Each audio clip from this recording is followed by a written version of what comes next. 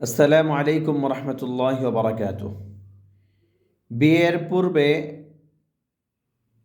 হাতে পায়ে মেহেদি লাগানো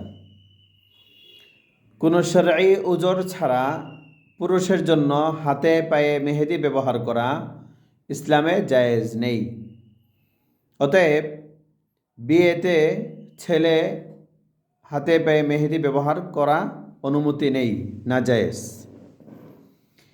মহিলারা অন্যান্য সময় হাতে পায়ে মেহেদি ব্যবহার করতে পারবে, সুতরাং বিবাহের মধ্যেও মেহেদি ব্যবহার করতে পারবে, এতটুকুর অনুমতি অবশ্যই রয়েছে।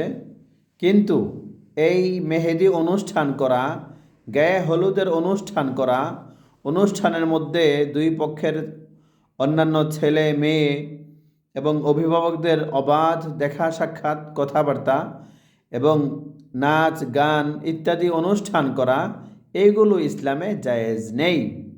সেই হিসাবে এই অনুষ্ঠানগুলো জায়েজ নেই।